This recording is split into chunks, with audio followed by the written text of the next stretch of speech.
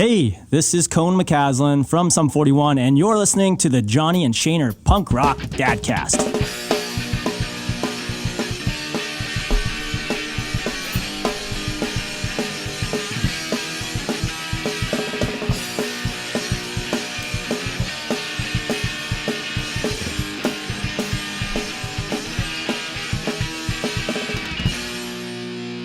Welcome. This is episode 3, season 2. Okay.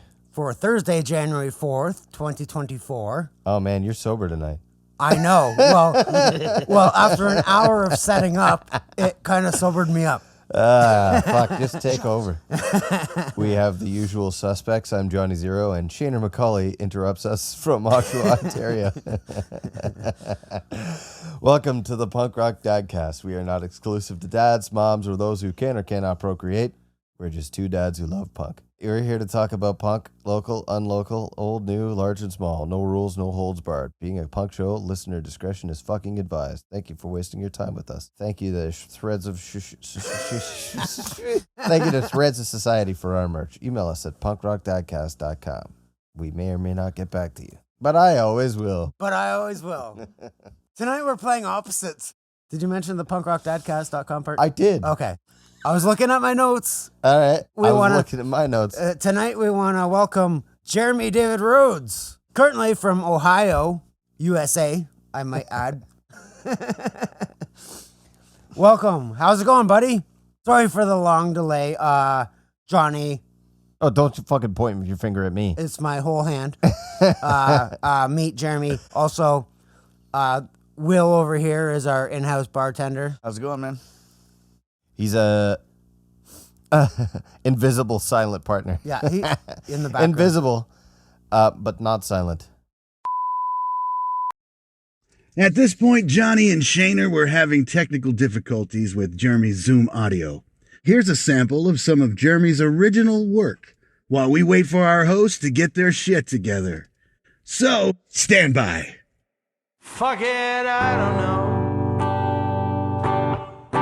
where the fuck I'm going with any of this. I never do, but I will try to make it at least sound really decent. Or maybe not, 'cause I don't give a fuck. No, I don't really give a fuck. Sounds good enough to say, hey, fuck it anyway.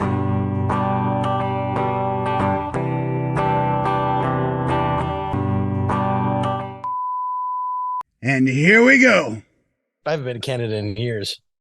We only have like liquor stores where you can only buy liquor from basically the government. Okay, yeah, that's in what Ontario, yeah. Oh, really? Okay, yeah. Ohio's the exact same way. California, you have a liquor license, you can sell liquor, but out here you gotta, it's government sold. Yeah. Quebec's a little more loose on those laws for some reason. Their drinking age is also 18. Yeah. Oh, really? Oh, wow. Yeah. Not if you pick the right ski resort. It's only 16. So anyway, Jeremy and I, we met on the SMULE app, which is made for musicians, collaborating and sharing music, and most like to think of it as more of a karaoke app. But we have a circle of friends, me and you and Melissa and Nick from Accident Prone, who's been a previous guest. Nice. You and I started chatting when there was some freestyle SMULEs where we could just chat instead of make music. We could just chat back and forth. And we started talking about being dads and tough times and stuff like that. And you started sharing stories with me that were really, really shocking and devastating to me. And the one thing that really stuck out to me is like how you kept such a positive vibe through all the hell you've been through, man. Like, I don't know how you did it. And you're always smiling and you keep moving forward. So I want to start with like, Johnny's drunk. I want to start out with like you were born and raised in California, correct? Yes, sir. And so when did you first meet? Are you guys married? Is it your wife? No, we're not married, but I've known her for years. We met when we were like pretty much just out of high school. Okay, so and I've known her for 20 years. So yeah. So I mean, but we didn't actually get together till like 2012, 2016. We had Tommy, and we've been trucking along ever since, and going through the motions, and it's been a hell of a roller coaster for sure. Right. So you guys, you have a 5-year-old, is it? Yeah, he's 7. That'd be it. Oh, he's 7. He's 7. Okay. Tommy, aka Bug. The Bug, yeah, the Bug monstrosity. Yep. So tell us about California and some of the stuff. I mean, you were basically living like you. Let's start with the truck roll. Like, what happened there, man? That was a crazy story. Yeah, 2009. I was a truck driver for about 13 years. In 2009, I was hauling a tanker full of wine. I lived on the central coast of California in Paso Robles, and I was heading up to Piscinas, which is up by San Jose, and little ranch road, little skinny one. Truck was riding the yellow line. I kind of gave him a little bit of space, and literally the asphalt broke and drug my tanker down the little side embankment and flipped me over a couple of times, and got my head pinned, cracked my skull, shoulders, and everything. I was able to walk away from it. I mean, you've seen the pictures. I was able to get up and walk out of the back window of this thing that was laying sideways, 84,000 pounds of just mess of wine and steel and madness. So, Jesus. But yeah, it was a fun time. What happened to the wine? Well, what's funny? My dad, I told him what happened after I was able to get to a ride from San Jose back to Paso Robles, and I told him, and he says, "Well, were you able to save any of it?" And I said, "No." He said, "Empty, you didn't even get a sip." He said, "I thought I taught you better than that." I'm like, "Thanks, ass." Yeah. Now you were telling me while the truck was kind of laying on your skull and shoulder and neck. Yeah. As the wine was leaking out of the front end, you felt that pressure kind of releasing, so you could kind of breathe a bit more.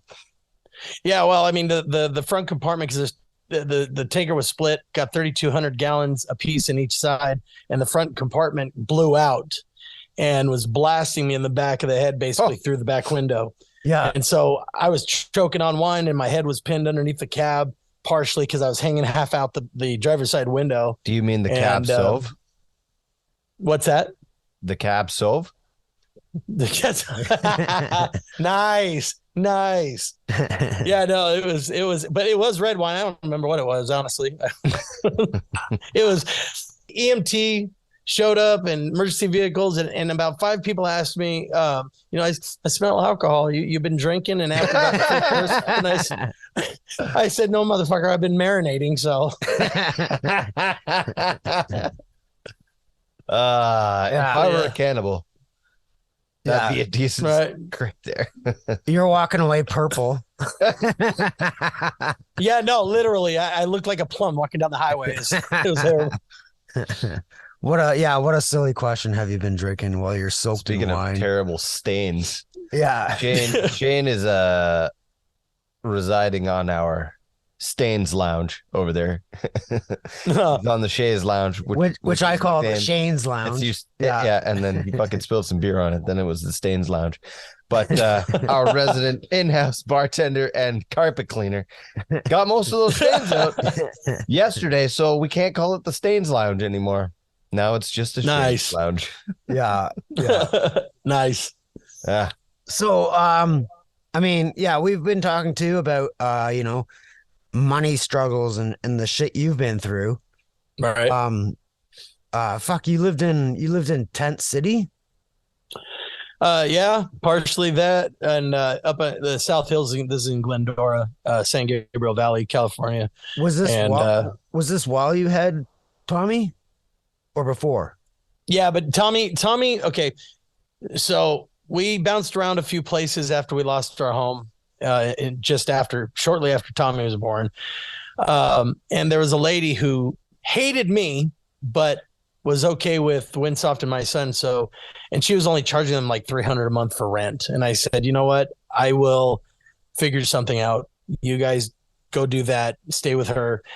And, during the day, because I had friends that would be like, hey, just bring Tommy over. You guys can hang out. So I'd watch my son during the day, and then his mom would pick him up after work, take him home. And we just did that every day, 5 days a week, where, I had him during those times, and I had people that I go to that brought us in like that. But, COVID hit, and then I actually went to that lady and I said, listen, I can't be out here. And it's so chaotic. It was really just a crazy time especially when it first hit, and just, I didn't want to have to take my son out, to people's houses. So I said, can I just stay with you during this time? And she said, yeah, I was actually surprised, because me and her went round for round many times, but, she cooled out. And actually now, all these years later, she's actually really chill with me now.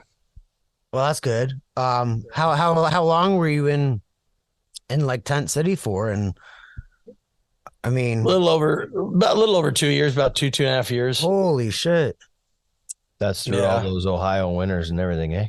No, this was still in no. California. This isn't. Yeah, I only moved out here 2 years ago. We saved because we didn't have to pay much in rent. Okay, and I was living in the truck, and whatever work I would do at night, just picking up whatever I could. Winsoft, she's a nurse, so she worked during the day, but at night when I had the time, I would go ahead and pick up like just whatever jobs, temp jobs and stuff like that. But we saved all that money. It took us about 12 grand to move out here. It was a beastly move. Yeah. So, but yeah, we moved out here 2 years ago, and I'm so relaxed out here. Like it's all just slow paced. You're in Ohio now? Yep. Yeah. I'm in Youngstown, Northeast Ohio. That is nowhere near California. No, it isn't. Way different. And, I love California. I'm native California. Not the way it is now. It's not what it used to be. My town, my city, Azusa, where I grew up in, all of the schools are shut down. And it's such a mess with everything going on with the economy and the homeless population, and just everything has just gotten so bad. Like I couldn't even go down to parks that I've been playing at since I was a kid. And, there's just the drug problem is really just huge, and it's just very dangerous. I just wanted to get my kid out of there. And I got a lot of family out here on my dad's side. So we came out here. And so why are the schools being shut down? Violence as well, or?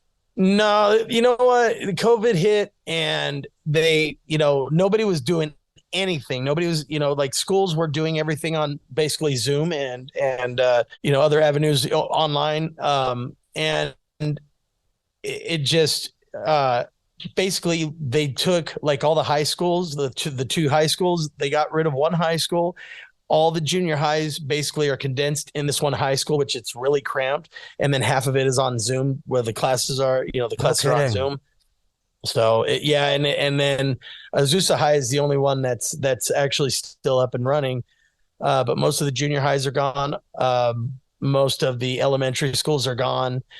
My school is gone. It's literally just a squat place now, which is what most areas in that sounds like most some places Buffy in the Vampire Slayer shit. Some real high shit. schools. Yeah. Fuck. Yeah. No doubt. How far from like outside of LA was that? 20 miles, 15 maybe. I don't honestly know. 12, 15 miles from downtown LA is where I grew up. Okay, so like 40K. What's a mile? 50K. Yeah, I know. Just trying to talk to our Canadian. That's right. Too. That's yeah. 30K. Yeah, 30K. That's right. Yeah. That's it. Yeah. And that's not very far. So no, it's not very far. I used to be able to sit on the roof of my house and look at downtown LA, which is a pretty cool view on a nice clear day. Yeah. Go up the hills above where I was at, and you can see clear out to Catalina Island, and there was a lot of things I loved about California that is just not the same anymore. So yeah. Right. So I'm wondering if like Is that where you get such a laid back, happy, positive attitude from? Is growing up in California?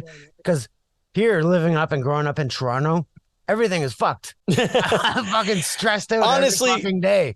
If I could wake up seeing the ocean every day and beaches and hot girls, yeah, I think but that's stressed. the California dreaming thing. I mean, I wake up like every day seeing bitches and hot girls. yeah. That's when you're Straight still sleeping. I mean, I grew up in Azusa, and it was mostly a Latino town, and like when I went to school, it's like me and 3 other white boys in a Mexican school, and so you grow up in the elements of you got to put up or shut up, and I don't have any bad stories. I mean, I got bad stories, but I had a great upbringing. I love living in that city. As rough as it was, and all the gangsters and little hoods and shit like that, I honestly, I had a good time. I grew up like 15, 20 minutes outside of Toronto in Scarborough. I grew up in one of the toughest high schools possible. I was the only white kid in my high school. I had knives pulled on me and shit like that. I got choked and punched. Yeah, but I wouldn't change it for the world. That turned me into a punk rocker. I think it was you that or somebody I was talking to. We was talking about that, like, growing up and now look at you in those types of fucking neighborhoods. Fucking lounge. I earned it. Right. No, but we seriously, like, go through the motions of growing up. And I mean, boys will be boys. We're scrapping all the time. Me and my brother, we grew up scrapping, and, you grow up and then all of a sudden you're just part of the community. And it's like, I have a lot of great friends that we used to beef all the time. What is the worst fight? You have a brother. What is your worst fight that you ever had with your brother? Which one? Me and him, we were rough as hell. I couldn't tell you honestly, I couldn't pick just one. We would get into fights that would last for hours. We would stop. I once threw a cat at my brother. I put him through some doors. Yeah, no, we've done that. Put each other through doors. It was funny. He was so pissed off at me one time, and I'm hiding in this closet, the middle bedroom of our house, which was his room. But he was pissed, and I was like, "Oh shit!" And I'm holding on to this little piece of metal, whatever, that clipped into the door jamb. Yeah. But it was broken and kind of jagged, and I'm holding onto this thing like, "Don't open the door! Don't open the door!" And he realized that I was in there, kicked the door, and just sliced the whole side of my hand when I was like 9 years old. Wow. Yeah. So, but there was a lot of shit like that. Like I grew up in a house where, like, my pops was a mechanic, and he literally had everything, right? Like, we didn't have to go to the store. If we needed a tool, we didn't go to the tool shop or whatever, get a tool. We'd make one. Yeah. So and plus we got to do all kinds of crazy shit. Like, we blew a lot of shit up. There was a lot of fire and blowing up shit. Cool. Like, we did a lot of that shit growing up. So, we built crazy things. We made crazy go-karts. You ever heard of a taco bike? It's just like a lawnmower motor on a motorcycle, basically. You know what? We've seen a lot of those. We go to Windsor Raceway weekend down in Grand Bend, and they've got it's their whole thing is bar carts, like bar stools that are. Oh yeah. So they do a lot of that, or like little fucking 50cc bikes or whatever like that. How about you, Shane? They do a lot of that around here. What's the worst fight you've ever had with your brother? I know your brother. Oh, I think we talked about when we had Uncle D on the show about that time. My dad was dating this girl, and he had a daughter that was hot as fuck. No. And we sounds like some Pornhub shit, man. We both had a crush on the daughter, though, on the daughter. And we were both trying to impress her, and we were leaving that one day. It's on, I think, podcast 5 or something. Two punk brothers double team a hot girl. No. Hot great stepsister. I pushed. I think I called him fat because he called me fat when I was a baby. I said, and now you're fat. That's the worst thing you guys fucking ever did to each other? No, hold on. I pushed him down in the closet, and I had my boot docks on, and I gave him a couple good kicks to the head. But he denies it. Yeah. I think because he blacked out after. I think I blacked this one out of the story, too. I don't remember giving this one. That's pretty funny. Me and my brother get along. I once kicked Tim off of the top bunk of the bed, and through the fucking door of our shared bedroom. And then my dad took our doors off of our rooms. Yeah. For a while. And then a different time I threw a cat at his back. He didn't instigate me. I just kind of threw it at him. And like right on his back. When my parents split up, me, my mom, and Dustin lived in a little tiny house next to the general store in Claremont. And the upstairs, there was only 2 bedrooms in the upstairs and a bathroom. The master bedroom was downstairs, so that's where my mom slept. Me and Dustin had upstairs. We shared this big, huge, massive bedroom, and then there was a small bedroom like the size of a fucking bathroom. You could fit a single bed, like twin bed, and that was it. So we shared this big, huge room. Me and him, we had 2 beds in there and a sectional couch and everything. Eventually, we did not get along, and Dustin said, fuck it, I'm moving into the small bathroom size room. I was like, wicked. I got a TV, I got a couch, I got a coffee table, 2 windows that open out to like the carport where I could have a fucking balcony. How old were you when that happened? This was like grade 8. Jeremy, are you the older brother or are you the middle child? Yeah, and with the brother I'm talking about, James, he's 2 years younger than me. So you guys are both the older brothers?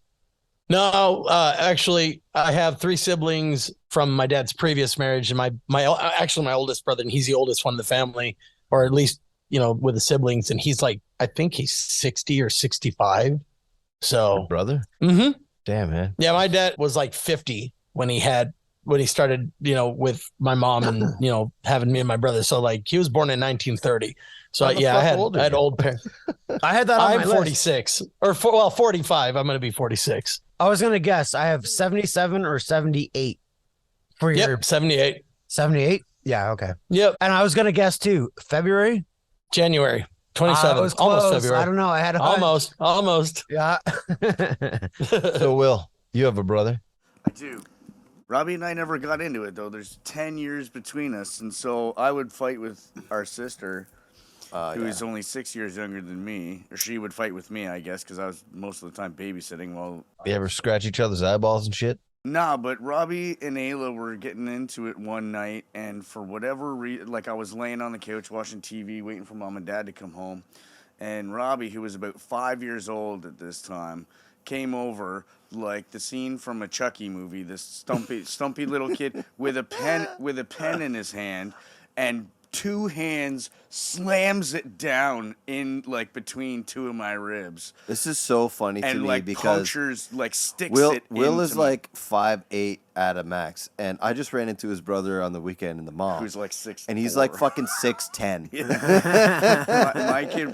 my kid brother, same mom, different dads though. So I got you the literal short end of that stick. Yeah. Oh my god. But yeah, no, Robbie like jammed a pen in between 2 of my ribs, and I just like I looked down, I was like, oh my god, and I like pulled it out, and you could almost couldn't tell because it was just like the smallest little thank goodness incision. But dude, I couldn't believe it. I stood up and this thing is like sticking in between my ribs, and I remember chasing him.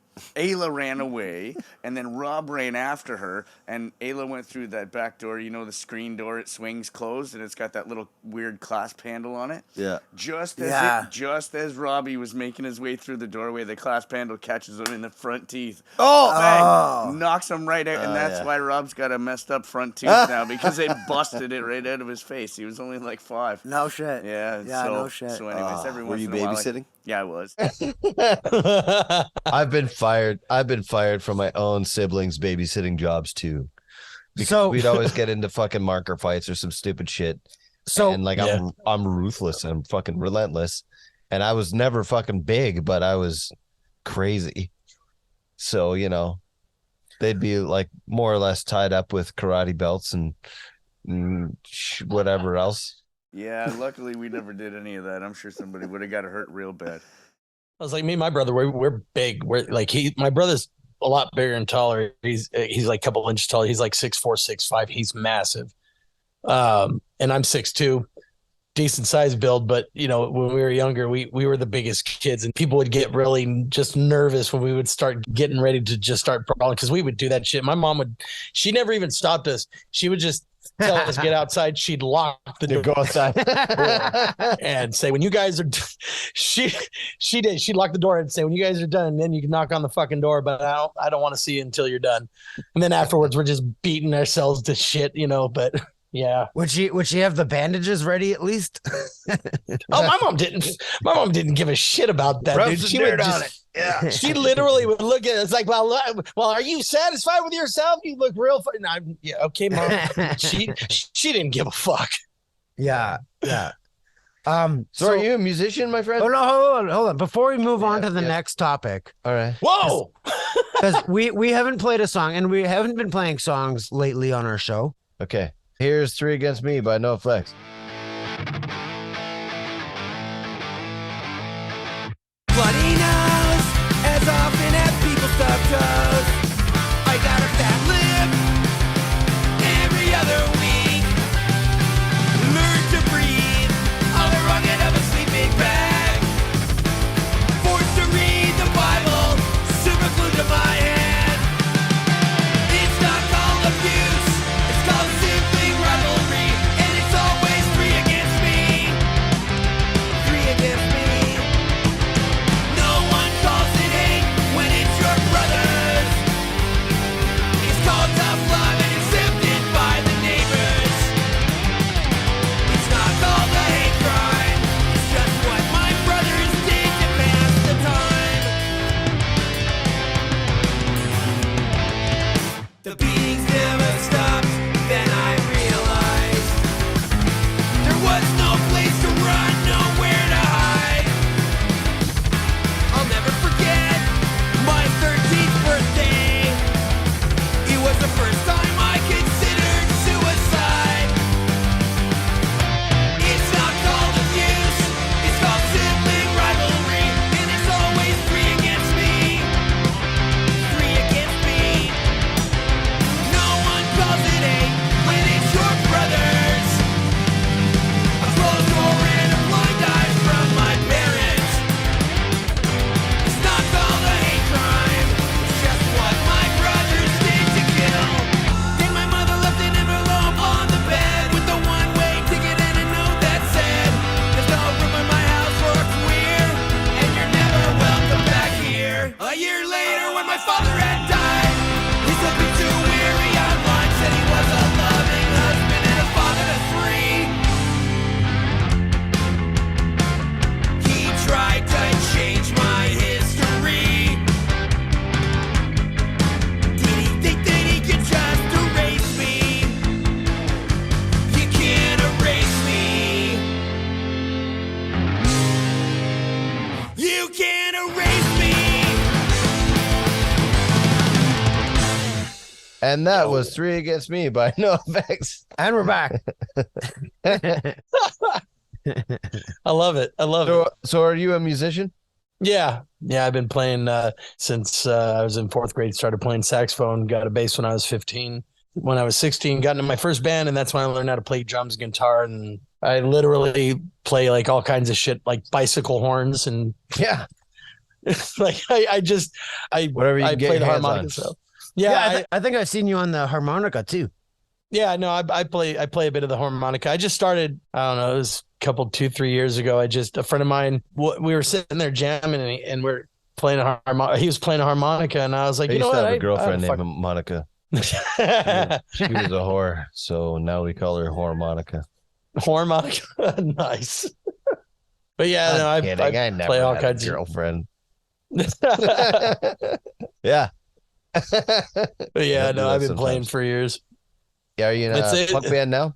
No, I'm not in any bands. I quit the band so I could play with myself. But yeah, I've been in a number of bands, but every once in a while I moved out here. That's the one thing that's kind of rough and that's why I like doing that SMULE app, because there's other musicians, actual musicians, that, I can kind of do a little jam session with. They record something, and then I jump in there and I'll play drums or I'll play guitar or whatever, and sing the shit out of it, but it's what keeps me in the music. He's been trying to get me on that SMULE thing for a while now, and I usually go to bed about 9:30, so I don't go out in the garage and scream my guts out like he does at all late hours of the evening. Yeah, no, I do that during the day.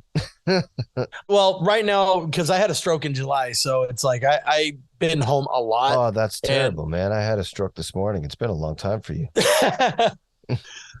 I stroke it.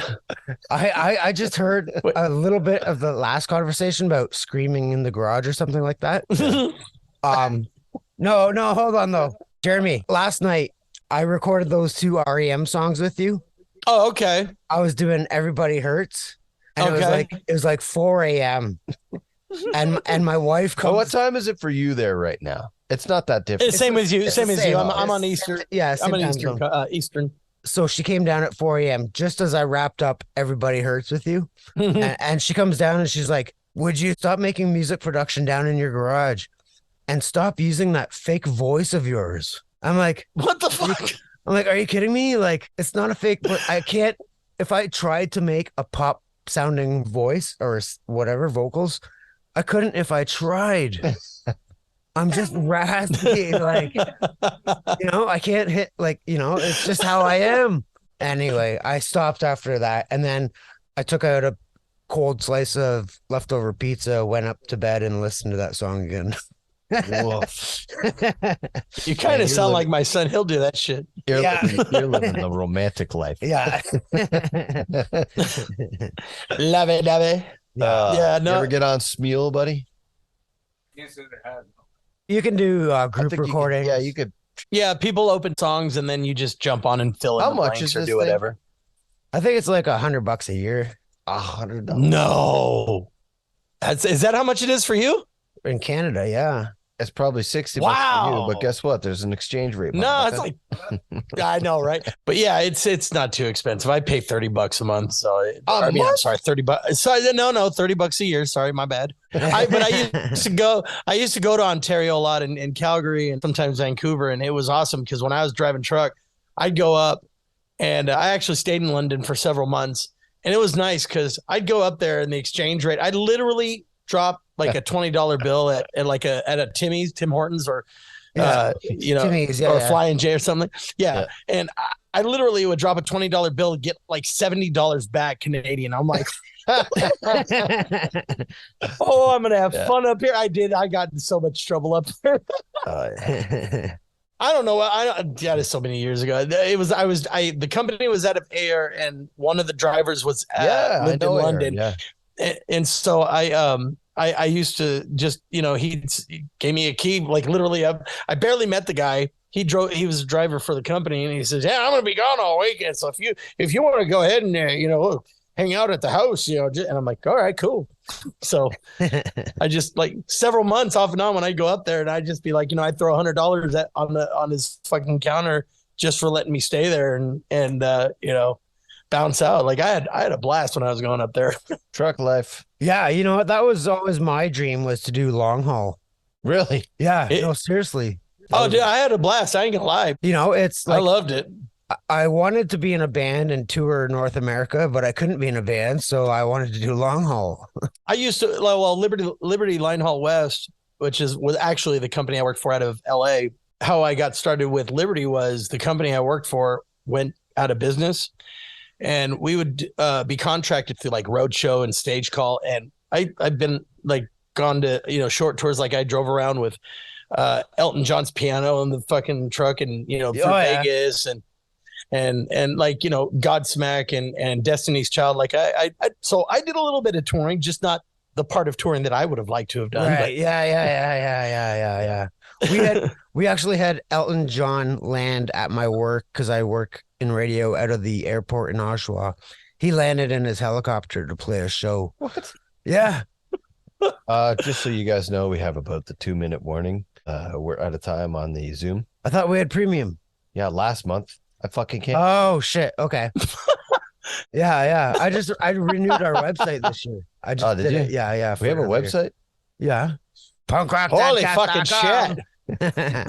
Well, I just renew the fucking Jaeger machine every now and I then. was just gonna really throw in. I saw your photos of Ohio, the Christmas scenes that look beautiful, and Oh yeah, the park down Boardman Park. yeah, and Like I love it out here. I love it. it It's looks laid back. beautiful.